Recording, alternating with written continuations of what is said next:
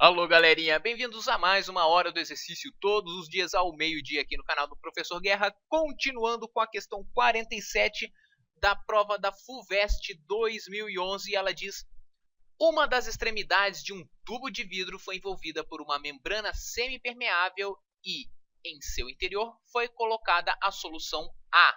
Como assim? Era uma vez um tubo de vidro. Ele foi tapado com uma membrana semipermeável. Tá aqui a membrana. E aí, lá dentro foi colocada a solução A. Eu vou botar aqui e a solução lá tem seus solutos aqui dentro. Em seguida, mergulhou-se esse tubo num recipiente contendo a solução B. Então, mergulhou aqui no recipiente contendo a solução B. Tá aqui a solução B e lá dentro vai ter o soluto. 5 minutos depois, observou-se uma elevação do nível da solução no interior do tubo de vidro, como na figura 2. Por que isso acontece?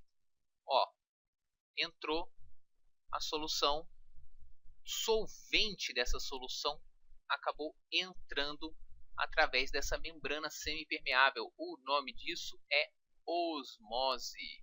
A gente já falou sobre osmose, a gente pode fazer um vídeo no futuro só sobre isso.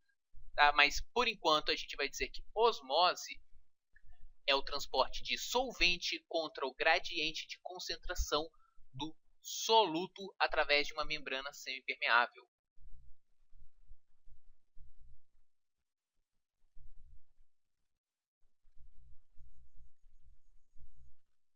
Tranquilo? E o que está acontecendo aqui? Onde que está o gradiente de concentração do soluto? Aqui dentro está mais concentrado do que aqui fora. Então, por comparação, a gente vai dizer que aqui fora, menos concentrado, está hipotônico. E a solução aqui dentro, por estar mais concentrada, a gente chama de hipertônico.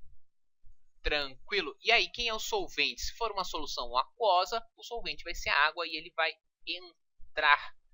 Tá? Vai do hipo para o hiper, do menos para o mais, concentração de soluto. E aí ele vai chegar nesse nível aqui. A ideia é que as concentrações dos dois lados da membrana fiquem iguais. Nesse caso específico, é possível que elas não fiquem iguais, porque a pressão da coluna d'água está empurrando. Olha como existe uma diferença de altura aqui. Você viu lá na física, essa diferença, essa pressão a mais aqui na coluna d'água está empurrando o líquido para baixo. Tá? A altura vai chegar no limite quando essa pressão que puxa a água para baixo for igual em intensidade à pressão osmótica que puxa a água lá para cima.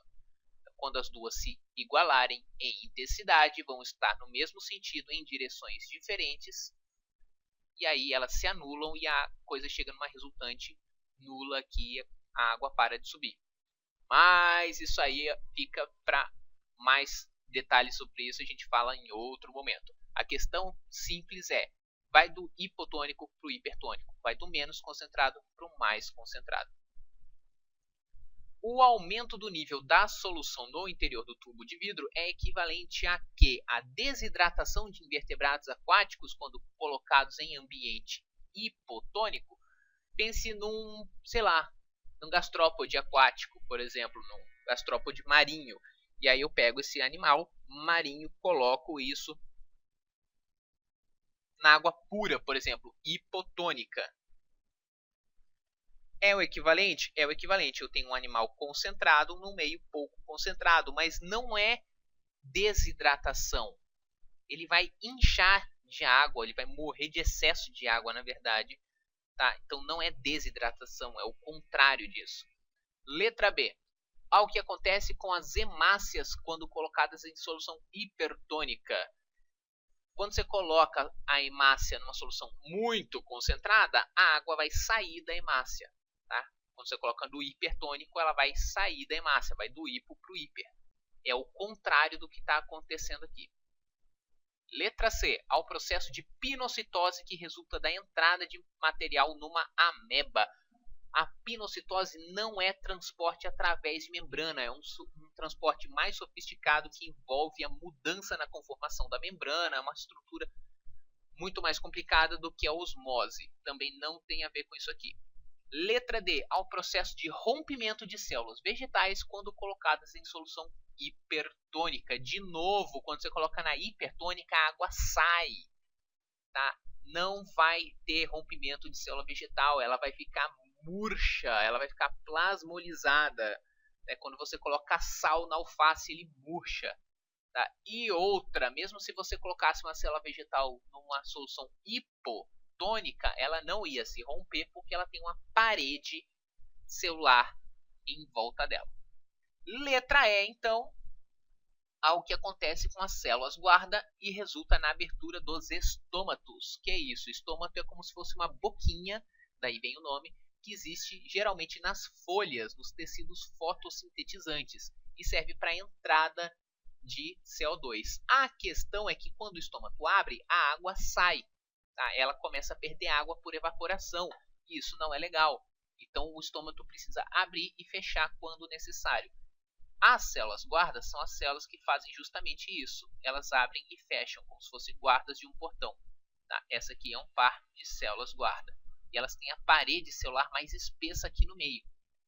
Quando entra água nessas células, e quando entra água nessas células? Quando, por exemplo, entra potássio, existe um acúmulo de potássio aqui dentro que faz com que ela fique mais concentrada e a água em volta entra. Os detalhes a gente vê numa outra oportunidade. A questão é que quando ela incha, ela vai inchar, vai encher de água e aí ela vai expandir. Como essa membrana aqui é mais espessa, ela vai dobrar com mais dificuldade. Essa parede aqui é mais espessa, então ela vai arquear como se fosse um feijão para cada lado. O lado mais espesso dobra mais dificuldade e aí ela vai abrir menos. E vai causar essa abertura do estômago por onde vai entrar, por exemplo, o CO2.